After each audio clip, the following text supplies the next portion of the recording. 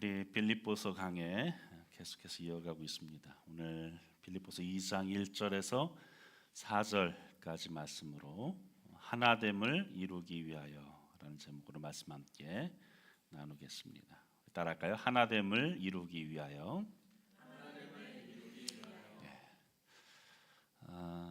얼마 전에 저희 자녀들과 영화를 보았습니다. 혹성 탈출이라는 영화인데 3부작 영화죠. 4부작이 됐는데 4편이 나왔어요. 근데 저 개인적으로는 3부작으로 칩니다. 이번에 나온 게 아주 망작이라서. 제가 좋아하는 영화 중에 하나인데 우리 아이들과 보면서 많은 좀 감동도 얻기도 했고, 이 마지막 세 번째 영화를 이번 주에 보는데 이 모든 유인원들이 이제 주인공 유인원 시저를 향해서 두 주먹을 이렇게 높이 모읍니다. 그 행동이 어떤 의미를 담고 있는데, 유인원은 뭉치면 강하다, 이런 의미를 담고 있어요. 이 시저가 사실 1편에서 모리스라고 하는 다른 유인원에게 예를 들어서 보여준 거죠. 나무 막대기 하나를 분지르면서 이렇게 하나는 쉽게 부러지지만 여러 가닥에 이제 나뭇가지를 두고 여러 개는 부러지지 않는다. 유인원은 함께 할 때 강하다, 이런 말을 합니다. 그리고 시간이 흘러서 3편이 되어진 그 시점에는 그 모든 유인원들이 그 시저의 그 구호, 그 마음, 그 생각, 그 뜻을 받아들이고 모션으로서 표현하는 거죠. 우리는 함께 할 때 강하다. 이 영화를 보고 아이들과 대화를 나누는데 잠언의 말씀이 떠올랐습니다. 잠언 4장 9절에서 12절에 두 사람이 한 사람보다 나음은 그들이 수고함으로 좋은 상을 얻을 것임이라. 혹시 그들이 넘어지면 하나가 그 동물을 붙들어 일으키려니와 홀로 있어 넘어지고 붙들어 일으킬 자가 없는 자에게는 화가 있으리라. 또 두 사람이 함께 누우면 따뜻하거니와 한 사람이면 어찌 따뜻하랴. 12절 함께 있습니다. 한 사람이면 패하겠거니와 두 사람이면 맞설 수 있는.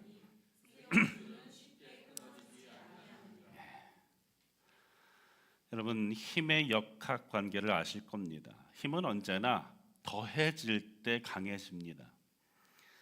하나 되어지고 조화를 이루고 밸런스를 이루고 협력되어질 때의 힘은 계속해서 강력해지죠. 이것을 우리는 힘의 원리라고 부릅니다.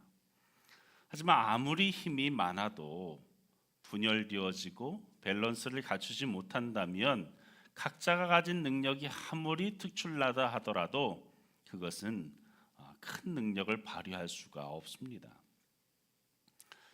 우리나라는 그 어느 때보다 분열의 위기 속에 있다 해도 과언이 아닙니다. 어저께는 광주 금남로 일대에서 대통령 탄핵 찬성과 반대를 외치는 분열된 시민들의 대규모 시위가 있었습니다. 특히 보수 성향의 개신교 단체가 탄핵 반대 시위를 주도했다고 합니다. 서로 다른 목소리를 내는 사람들, 칼날 같은 감정을 세우고 서로 주고받는 말들, 연단에서 외치는 그들의 이야기들을 듣고 있자니 참 안타까운 마음이 들었습니다.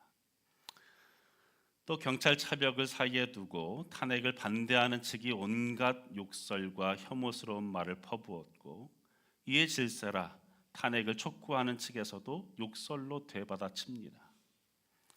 입에 담기에도 힘든 말들로 상대를 서로 비난합니다. 우리 다음 세대들에게 너무나 부끄럽다는 생각이 듭니다. 국제투자기관과 금융기관들이 올해 2025년 경제 성장률에 대해서 다 하향을 예측했습니다. 2% 성장률은 이미 물 건너갔고 1.2%까지 보는 기관들도 있었습니다. 그 원인에 대해서 대통령의 자리가 권한 대행의 대행으로 운영되어지는 불안한 국정 운영, 때문이라고 말하기도 하고, 미국의 대권 변화로 인해서 어려운 무역 관계 때문이라고도 말하기도 합니다. 그런데 어떤 경제학자들은 그 이유에 대해서 이렇게 꼽습니다. 바로 국민들의 분열 때문이다. 그래서 제가 정말로 분노가 치미는 것은 무엇인가? 분열을 조장하는 그 대통령과 그를 비호하는 정치인들 때문입니다. 불과 얼마 전만 해도 선진국이라는 위상에 걸맞는 나라라고 하면서 온 세계가 칭찬했었는데, 이제는 부끄러움은 국민들의 몫이 되었습니다.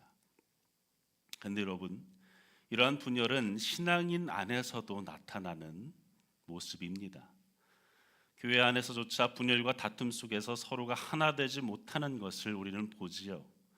얼마나 많은 교회들이 하나 되지 못하고 자신들의 그 에너지를 하나님의 영광을 위해 사용하지 못하고 오히려 세상 사람들의 손가락질을 당하고 있습니까?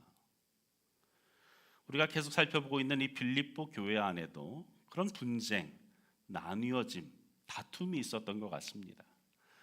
빌립보 교회는 사도 바울이 자주장사 루디아라는 이방 여인의 집에서 개척한 교회입니다. 그 후에 귀신 들렸다가 고침받은 여종, 또 빌립보 감옥의 간수, 그의 가족들이 그 멤버십이 되어졌을 것입니다. 얼마나 많은 그리스도인들이 빌립보 교회에 있었는지는 모르겠지만 빌립보 교회는 여성 리더십이 있었던 것 같습니다.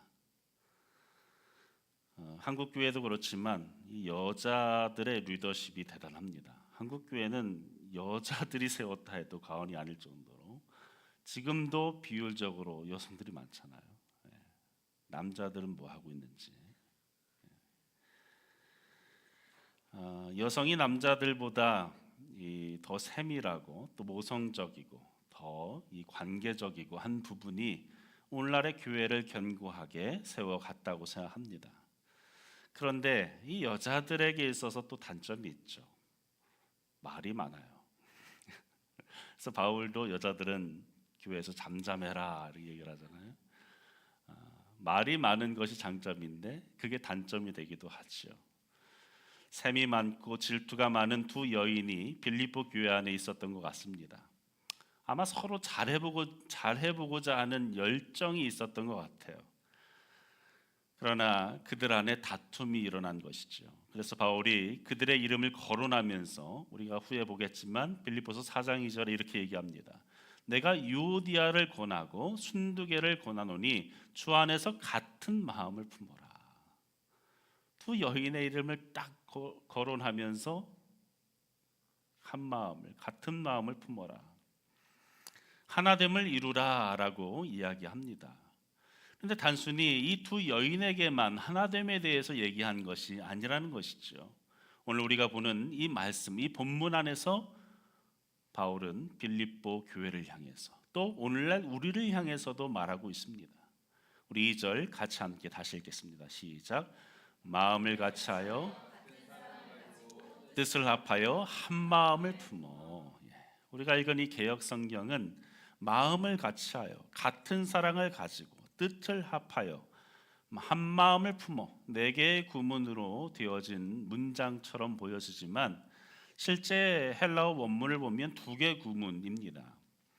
그래서 앞에 되어지는 이 마음을 같이하여라는 이 말, 그것을 수식하는 두 개의 분사가 같은 사랑을 가지고 한 마음을 품어, 여기까지 한 구문이에요. 그리고 뒤에 뜻을 합하며, 여기 무슨 뜻입니까? 다투지 말고 분열되지 말고 하나됨을 이루라 라고 말씀합니다.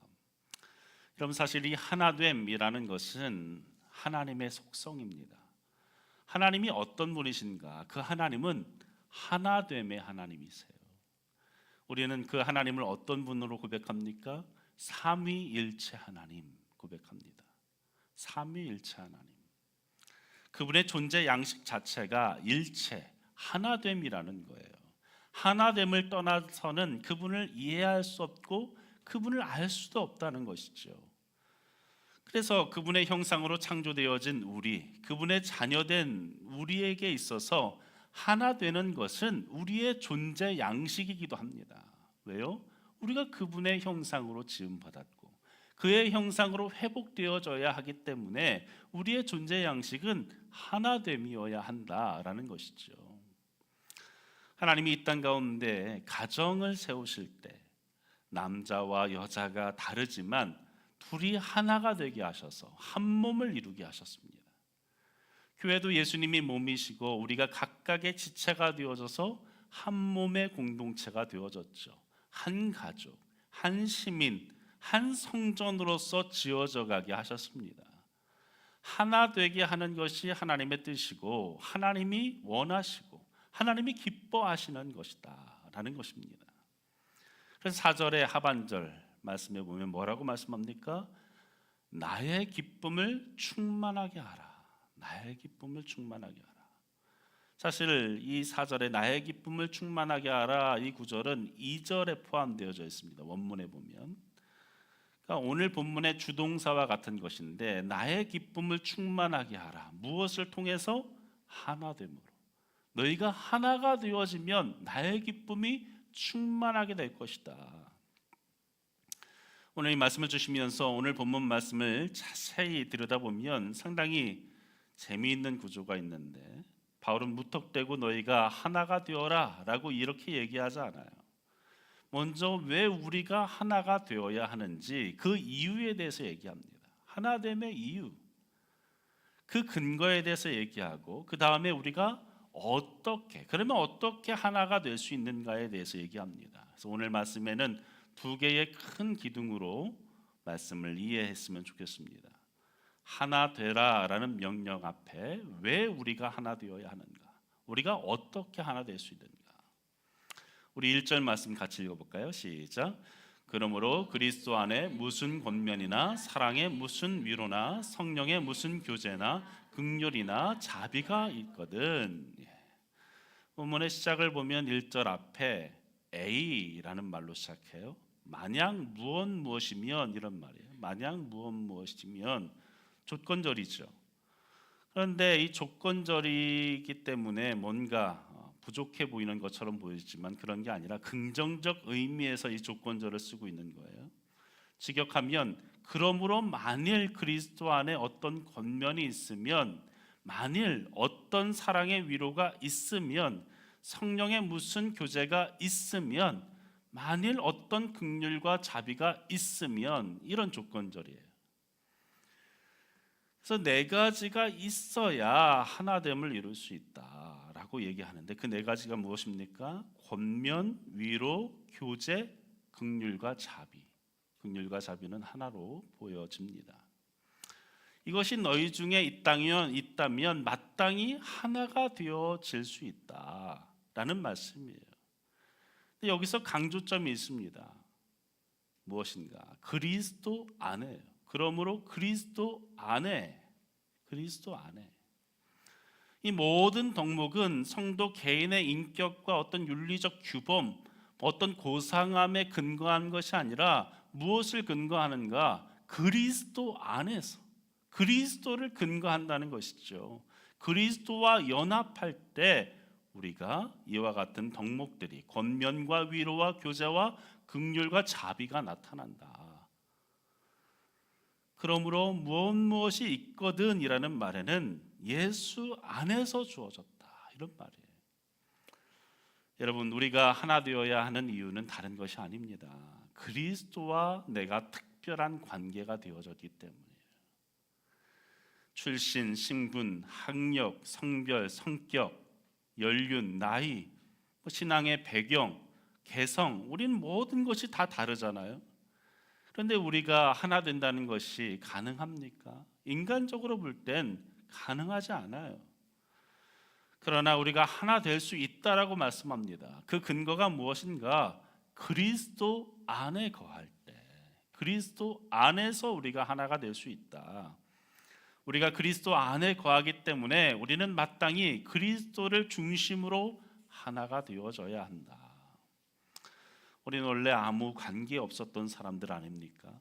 이 중에는 몇 년 전에는 서로 일면식도 없었던 사람들이잖아요. 아무 관계 없었던 사람들, 그냥 길에서 스쳐 지나갔던 사람들, 서로가 그런 관계였잖아요. 그러나 우리가 이렇게 함께 예배할 수 있는 그 근거가 어디 있습니까?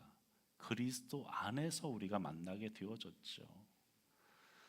우리가 거듭남을 통해서 영적으로 다시 중생됨을 통해서 하나님을 아버지로 부르게 되었고, 우리가 한 교회 한 지체가 되어져서 서로가 함께 할 수 있게 되어진 것이죠. 영적인 형제가 되어진 것입니다. 그러므로 그리스도인은 하나가 되어져야 됩니다. 그러면 우리가 하나가 되어져야 하는 구체적인 이유는 무엇인가?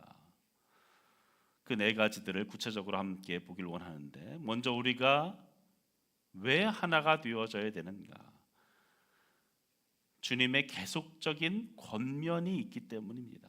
따라할까요? 주님의 계속적인 권면이 있기 때문이다.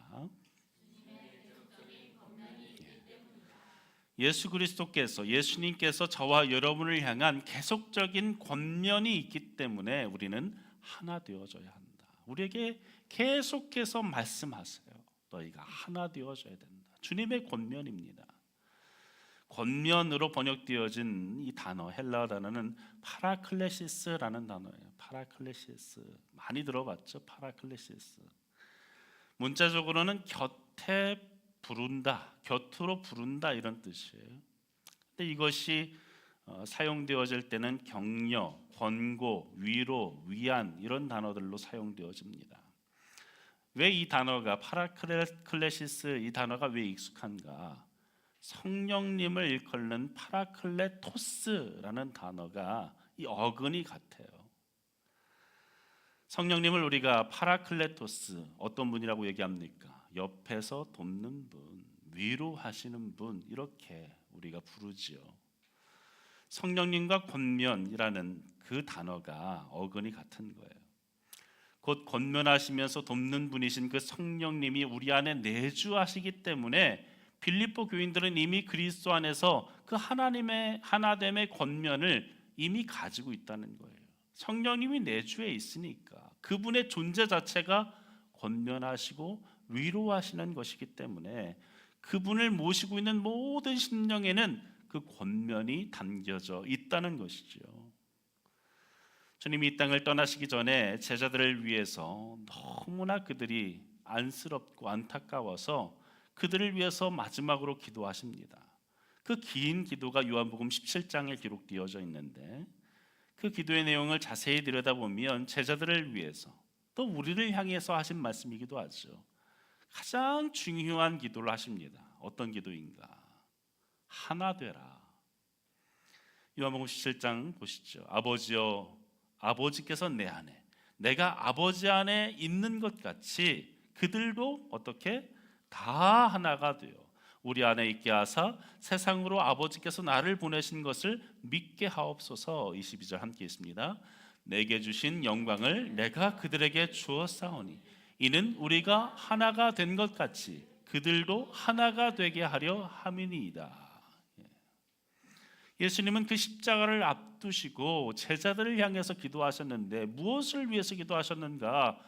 그들이 여러 고난을 당하게 될 텐데 그들이 이겨내게 해주십시오, 이런 기도보다도 그들이 하나 되게 해주십시오. 여러분, 이것이 예수님의 기도의 내용이었습니다. 그리고 오늘날 우리를 향한 주님의 권면이에요. 너희가 하나 되거라.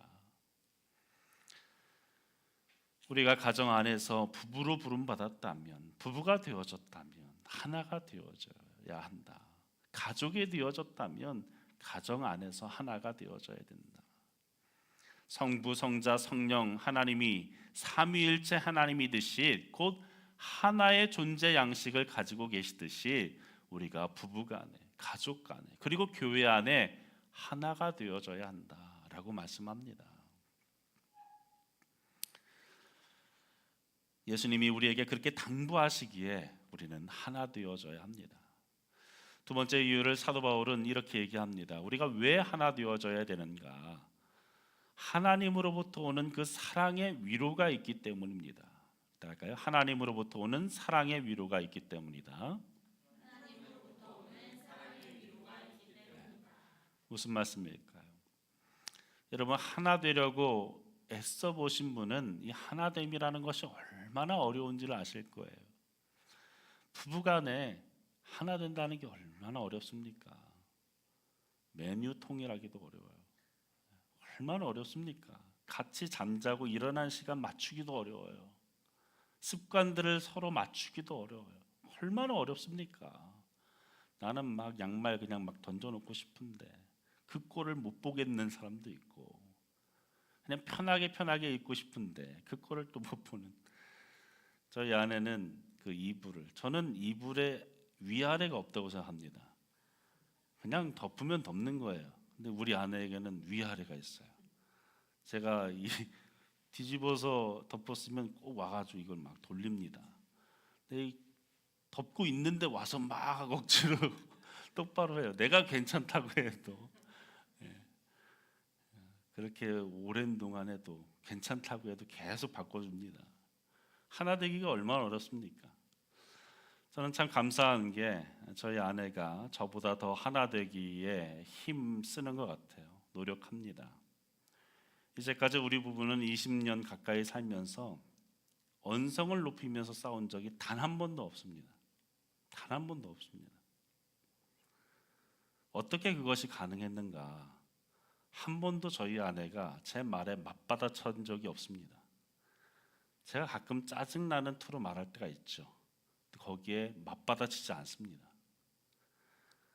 그러면 제 반응은 어떤가? 맞받아치지 않으니까 제가 오히려 민망해요.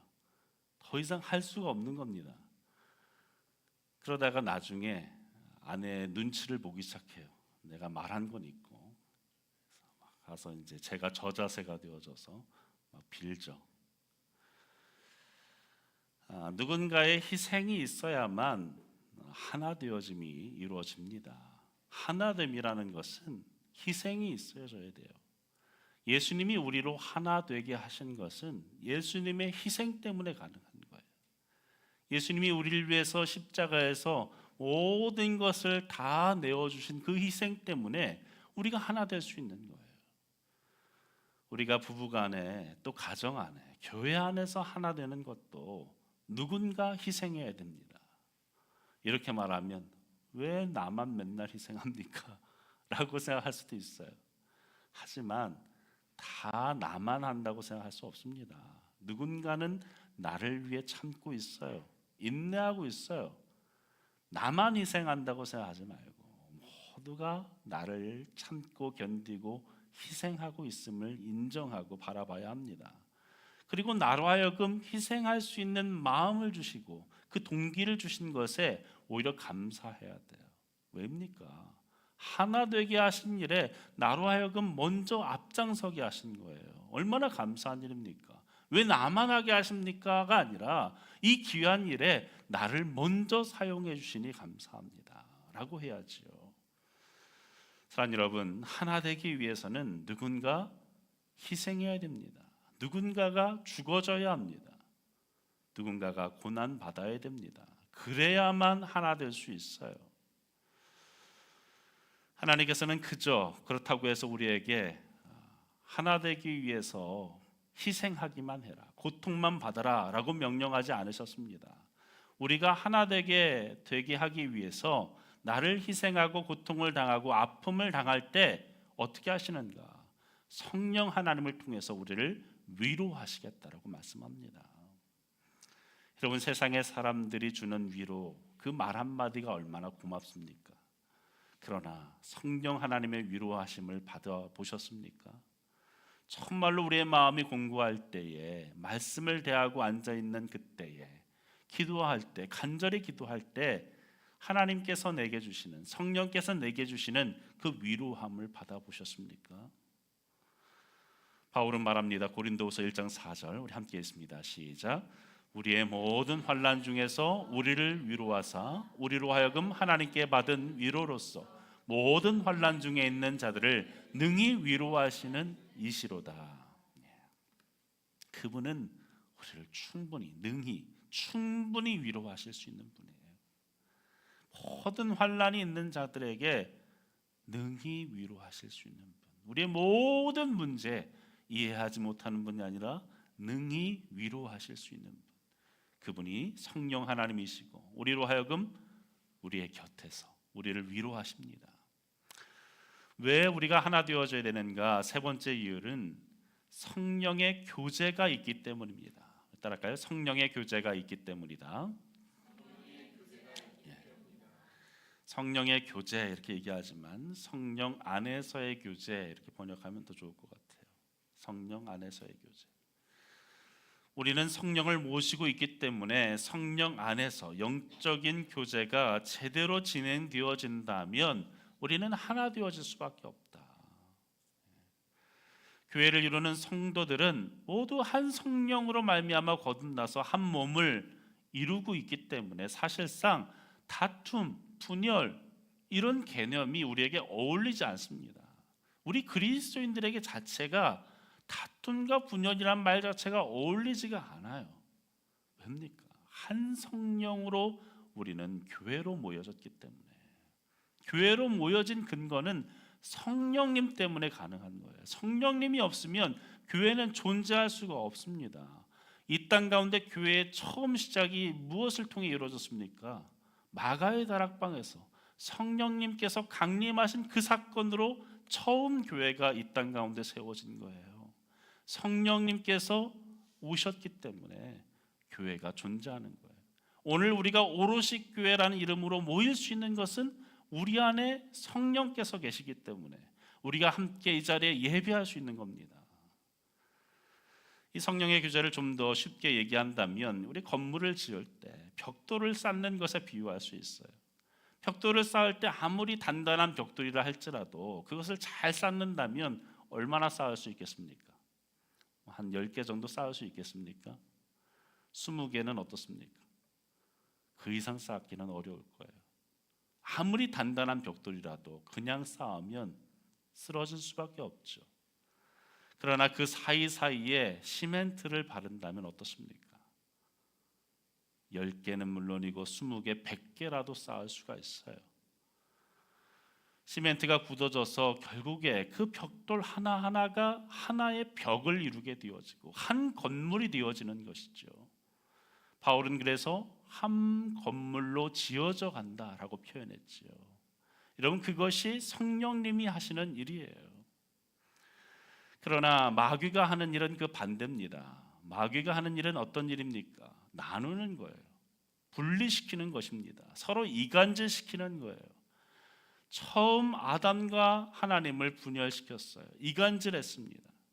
그리고 그 다음에 곧 이어서 어떻게 합니까? 사람과 사람 사이를 갈라놓았습니다. 가인의 마음에 사단이 역사에서 아벨을 동생을 쳐 죽이지요. 형제 사이에, 부부 사이에, 인간과 하나님 사이에 갈라놓는 일, 사단의 일이에요. 그러나 성령의 하시는 일은 무엇입니까? 성령의 교제, 성령 안에서의 교제, 우리를 하나 되게 하시고 우리를 중매케 하셔서 우리로 하나로서 지어져 가도록 만드신다는 사실입니다. 여러분, 우리는 하나 되어져야 합니다. 무엇을 통해? 성령 안에서. 마지막으로 사도 바울이 어떤 이유 때문에 우리가 하나가 되어야 한다라고 얘기합니까?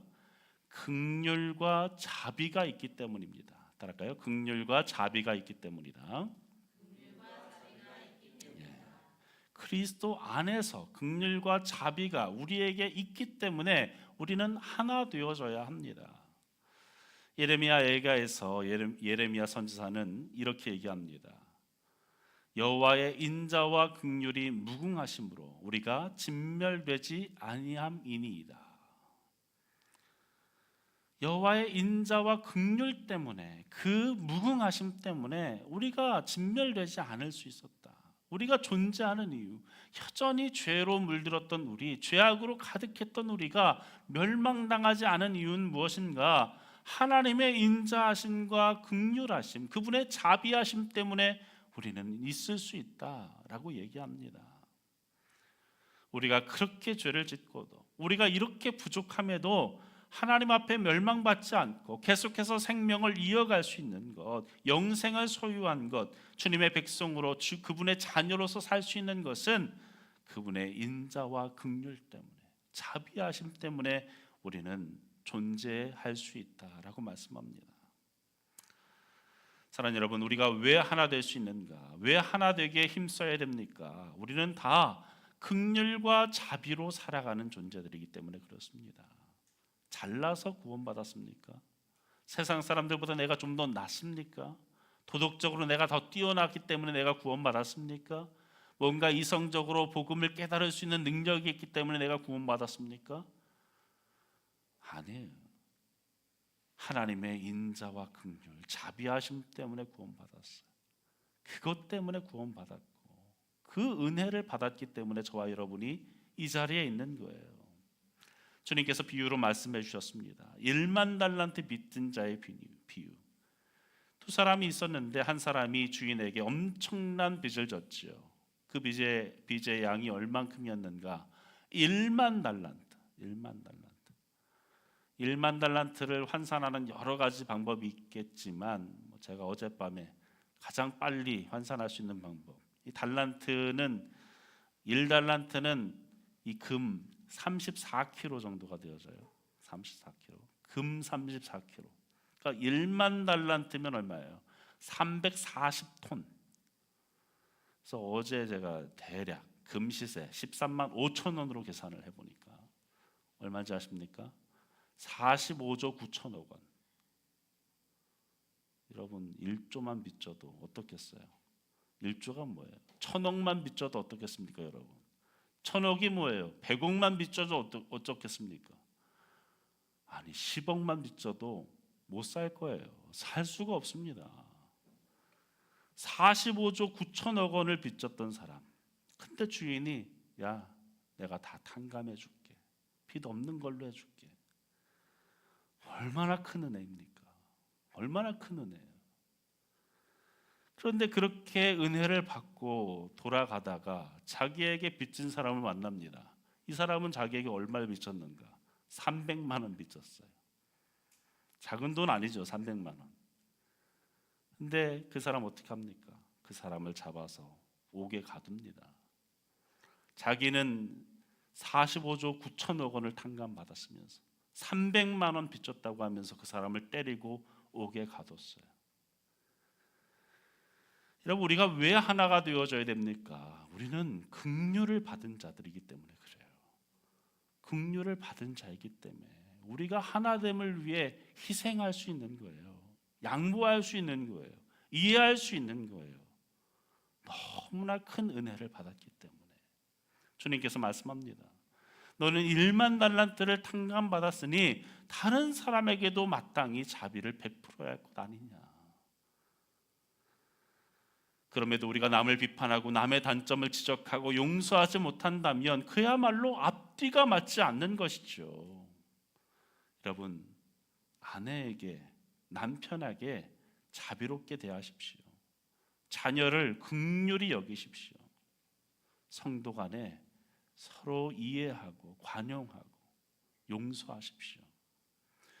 왜 우리가 하나 되어야 하는가? 끊임없는 그리스도의 권면이 우리에게 있기 때문이고 하나님으로부터 오는 엄청난 위로가 우리 안에 있기 때문이며 성령으로 말미암는 교제가 우리 안에 존재하고 있고 하나님께로부터 오는 긍휼과 자비가 우리의 마음 안에 있기 때문에 그 은혜를 받았기 때문에 우리는 하나 되어져야 한다라고 말씀합니다.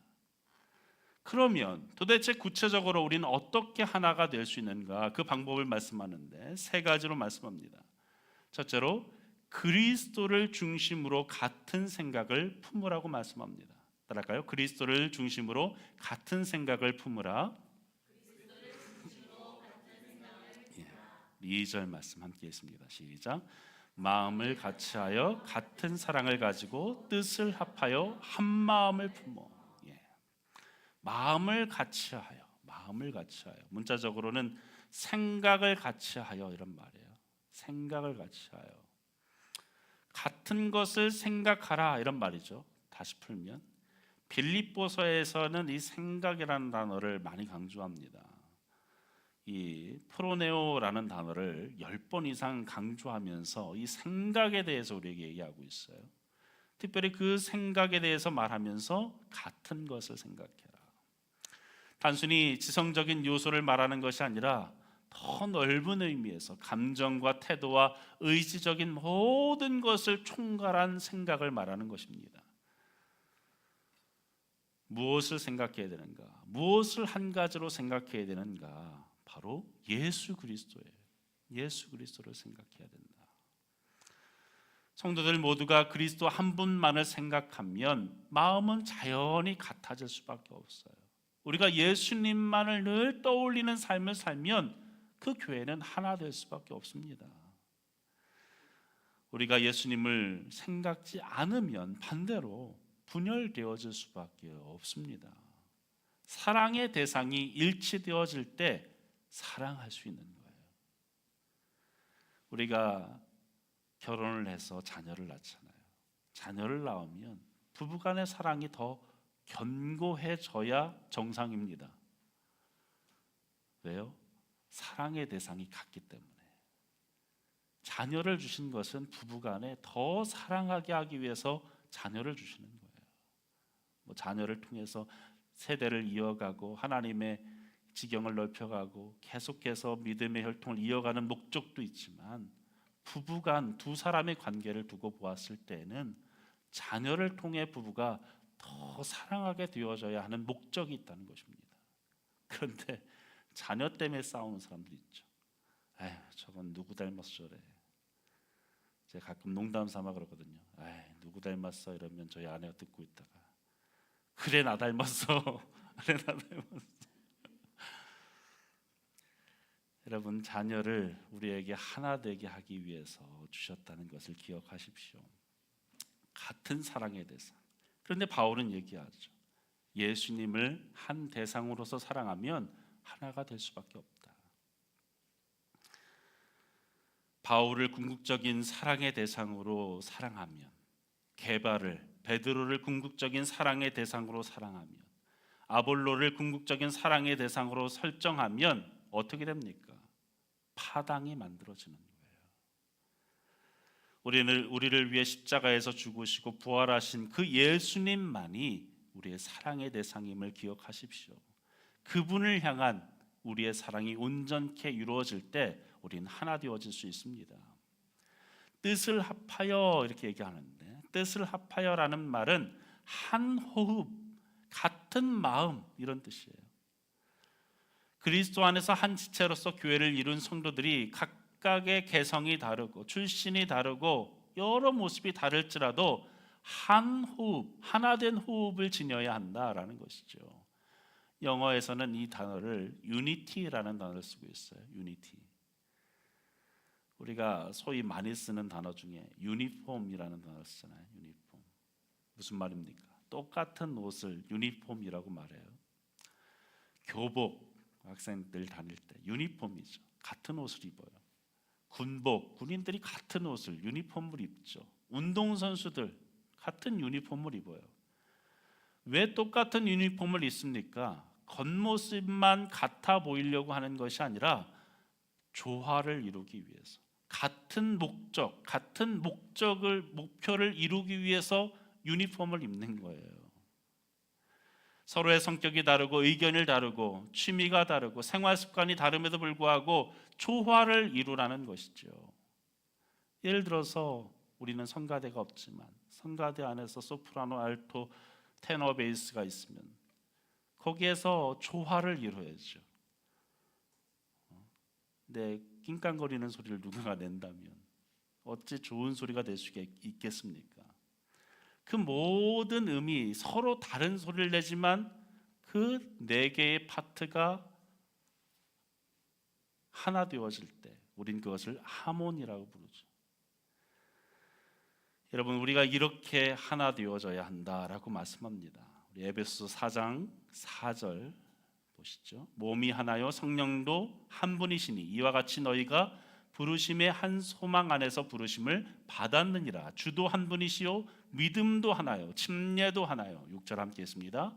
하나님도 한 분이시니 곧 만유의 아버지시라. 만유에 계시고 만유를 통일하시고 만유 가운데 계시도다. 여러분, 우리는 한 하나님의 부르심을 받았습니다. 성령도 한 성령을 받았어요. 각각 다른 성령 받았습니까? 아니에요. 우리는 한 성령을 받았어요. 침례도 한 이름, 성부, 성자, 성령으로 받았어요. 믿음의 대상도 오직 예수 그리스도뿐입니다. 그러므로 우리 모두는 같은 마음을 품어야 한다는 것이죠. 두 번째로, 자기보다 남을 낮게 여겨야 합니다. 발음을 잘해야 돼요. 시옷 받침으로 읽어야 됩니다. 지읒으로 읽으면 안 돼요. 3절 말씀 같이 읽습니다. 시작. 아무 일에든지 다툼이나 허영으로 하지 말고 오직 겸손한 마음으로 각각 자기보다 남을 낮게 여기고. 자기보다 남을 낮게 여겨라. 이것은 저 사람이 나보다 뭔가 뛰어나겠지라는 식의 막연한 추측을 말하는 것이 아니라 아무 일에든지 각각 자기보다 남을 좋도록 여기라는 거예요. 곧 여기서 여기다라는 말은 계산하다, 셈하다 이런 뜻인데 매사에 그것을 판단하는 거예요. 신중하게 검토하고 판단해서 상대의 나은 부분이 보여지면 그것을 칭찬하는 것입니다. 그것을 구체적으로 인정하고 세워주는 거예요. 우리는 이 칭찬이 참 인색한 민족입니다. 그런데 성경의 원리는 서로 인정해 주는 거예요. 칭찬해 주는 거예요. 물론 칭찬할 거리가 적은 사람도 있어요. 때로 내 마음에 들지 않는 사람도 있어요. 그러나 성경적 원리는 찾으라는 거예요. 셈해보라는 거예요. 저 사람에게 칭찬할 거리가 뭐가 있을지를 따져보라는 거예요. 그리고 그 찾아낸 것을 가지고 인정해 주라는 것이죠. 그런데 이 남보다 나를 낮게 여기는데 방해되어지는 것 두 가지가 있는데, 첫째는 다툼입니다. 다툼. 이 다툼이라는 말은 원문을 보면 자신을 내세우고자 하는 욕구예요. 나 자신을 드러내고자 하는 욕구가 있을 때 다툼이 일어납니다. 나 자신을 더욱더 그보다 돋보이게 하고 싶은 그 마음, 다툼이죠.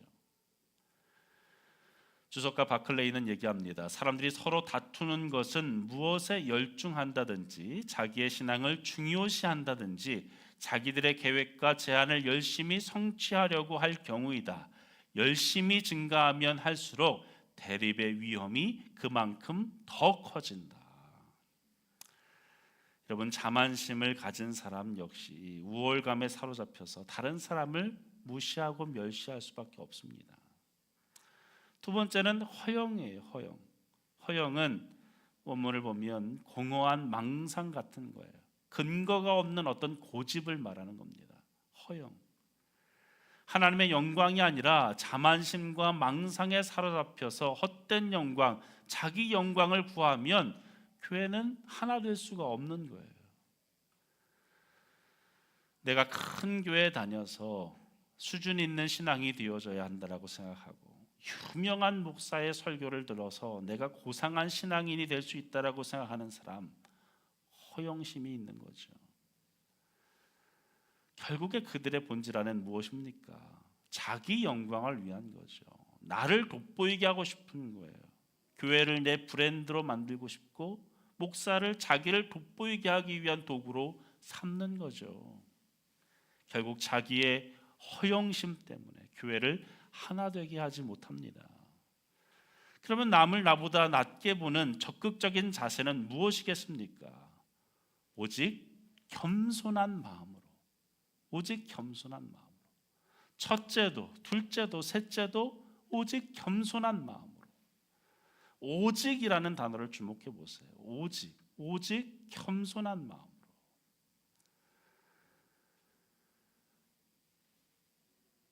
자기의 무가치함을 깊이 인식하라는 거예요. 하나님은 겸손한 자를 찾으시고 구원하신다라고 말씀합니다.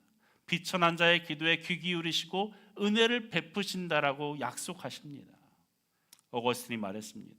그리스도인에게 필요한 것은 첫째도 겸손, 둘째도 겸손, 셋째도 겸손이다. 여러분, 겸손이야말로 우리의 공동체를 회복시키고 하나 되게 하는 가장 중요한 원리임을 기억하시길 바랍니다. 다툼과 허영이 아니라 오직 겸손으로. 바울을 보십시오. 자기 자신을 향해서 뭐라고 얘기합니까? 사도 중에 지극히 작은 자. 여러분 그렇게 인식합니까? 바울을? 다른 사도들에 비하면 바울이 남긴 업적이 얼마나 큽니까? 물론 다른 사도들도 귀하게 쓰임 받았지만 그냥 우리가 가시적으로 볼 때, 업적으로 볼 때에 바울이 이뤄낸 업적이 얼마나 큽니까? 그런데 그는 스스로를 뭐라고 얘기합니까? 사도 중에 지극히 작은 자다. 또 뭐라고 얘기합니까? 모든 성도 중에 지극히 작은 자보다 더 작은 자다. 에베소서 3장에서 그렇게 얘기해요. 성도들 안에서도 내가 작은 자다. 심지어 뭐라고 얘기합니까? 디모데전서 1장에서는 죄인 중에 괴수로다. 여러분 조금 헌신한다고, 조금 많이 알고 있다고, 조금 많이 가지고 있다고, 조금 내가 사회적 지위 좀 있다고 교만해서는 안 됩니다. 잘 나갈 때 교만하면 안 됩니다. 나중에 민망해요. 지금 잘난 거 뽐내면 안 됩니다. 더 문제는 뭔지 아세요? 잘 나가지도 않는데 교만하면 더 문제예요. 잠언 16장 18절에 교만은 패망의 선봉이요 거만한 마음은 넘어짐의 앞잡이다 라고 말씀합니다. 교만하면 넘어질 수밖에 없다. 여러분 교만하면 쓰러질 수밖에 없어요. 넘어짐의 앞잡이다. 앞잡이다. 교만하면 무슨 말입니까? 하나님과 원수되는 일에 앞장서는 앞잡이가 된다는 거예요. 베드로전서 5장 5절에 보면 하나님은 교만한 자를 대적하시되 겸손한 자들에게는 무엇을? 은혜를 주신다. 하나님으로부터 대적자가 될 수 있다는 거예요. 어떻게 하면? 교만하면. 야고보서 4장 6절에 하나님이 교만한 자를 어떻게 해요? 물리치시고, 교만하면 하나님이 물리치십니다. 잠언 15장 25절에 같이 읽습니다. 시작. 여호와는 교만한 자의 집을 허시며. 여러분 교만하면 집안 망합니다. 하나님이 그렇게 만드실 거예요. 여러분 사울 왕이 왜 망했습니까? 교만해서 망했습니다. 솔로몬도 왜 망했습니까? 교만해서 망했습니다. 우시아 왕도 교만해져서 대제사장만이 할 수 있는 분향을 하다가 나병에 걸렸어요. 히스기야도 대단한 은혜를 체험한 사람이었지만 교만해서 그 끝이 좋지 않았어요. 어거스틴은 또 우리에게 얘기합니다. 겸손은 모든 미덕의 바구니다. 겸손을 통해서 다른 미덕을 담을 수 있다는 거예요. 겸손이 없는 사람은 그 어떤 미덕도 담을 수가 없다는 것이죠. 여러분 다툼을 물리치고 남을 나보다 낮게 여기는 하나된 삶을 실천하시기를 주의 이름으로 축원합니다. 마지막 세 번째로 각각 다른 사람의 일을 돌아보아야 합니다. 따라가요. 각각 다른 사람들의 일을 돌아보라. 4절 함께 했습니다. 각각 자기 일을 돌아볼 뿐더러 또한 각각 다른 사람의 일을 돌보아 나의 기쁨을 충만하게 하라. NIV에서는 이렇게 번역합니다. 너희 각자는 너희 자신의 이익에만 주의를 기울이지 말고, 이렇게 번역해요. 여러분 하나 되기 위해서는 다른 사람의 일에 관심을 가져야 됩니다. 타인의 이익을, 어떻게 하면 저 사람이 이익을 얻을 수 있을까? 어떻게 하면 저 사람이 잘 될 수 있을까? 어떻게 하면 저 사람이 복을 받을 수 있을까? 그의 이익을 생각해 줘야 합니다. 그리고 그의 관점을 바라봐 줘야 돼요. 그 사람이 정말로 주장하고 싶어 하는 게 무엇인가? 말하고 싶어 하는 것이 무엇인가? 그의 말에 귀 기울여 줘야 합니다. 여러분 어린아이와 성인의 차이가 무엇입니까? 어린아이는 지밖에 몰라요. 자기밖에 모릅니다. 옆집 아이가 굶든 말든 자기 것만 있으면 돼요. 하지만 어른은 어떻습니까? 어른은 내가 조금 손해봐도 나눌 줄 아는 것이 어른이에요. 나누지 못한다 하더라도 생각이라도 할 줄 아는 게 어른이에요. 신앙도 마찬가지입니다. 신앙이 성숙한 사람은 내 기도, 내 문제에만 급급하고 매달리는 것이 아니라 다른 지체의 어려움에 관심을 갖는 것입니다. 내가 어떻게 도와줄 수 있을까? 어떻게 하면 저 사람이 더 복을 받을 수 있을까? 어떻게 하면 저 사람에게 유익이 되어질 수 있을까? 그럼 우리가 이 교회에 이제까지 올 수 있었던 이유는 무엇입니까? 누군가 우리를 위해 남몰래 울며 기도한 누군가가 있기 때문에 올 수 있었던 거 아닙니까? 교회를 위해 수고한 누군가가 있었기 때문에 내 믿음이 이제까지 지켜올 수 있었던 거예요. 다 기억할 수 없지만 내 믿음 생활할 수 있도록 누군가가 내가 할 수 있는 일들, 내가 할 수 없었던 일들까지도 대신 해주었기 때문에 지금 우리가 신앙인의 모습을 가지고 있는 것이죠. 남을 돌아보는 사람이 있었기 때문에 교회가 존재하는 거예요. 오롯이 교회가 왜 존재합니까? 여러분의 헌신 때문에 존재하고 진목사의 노력 때문에 이 교회가 있어요. 하지만 눈에 보이지 않는 누군가가 우리를 위해 기도하고 지금도 여전히 우리 교회를 위해 헌신하는 누군가가 있기 때문에 이 교회가 지켜지고 있는 거예요. 그러면 우리는 어떤 마음이 있어야 됩니까? 마땅히 다른 사람을 돌봐야죠. 아니, 다른 먼 곳이 아니더라도 내 교회 안에 있는 지체들을 돌봐야죠. 관심을 가져야죠. 그의 연약함과 문제에 대해 생각하고 고민하고 기도할 수 있어야죠. 여전히 받고만 있고 왜 더 받지 못하는 것에 대해서 불평하고 있다면 얼마나 어리석습니까? 바울은 얘기합니다. 갈라디아서 6장 2절에 너희가 짐을 서로 지라 그리하여 그리스도의 법을 뭐하라고요? 성취하라. 여러분, 하나님의 법을 성취하는 것, 하나님의 뜻을 이루는 것은 무엇입니까?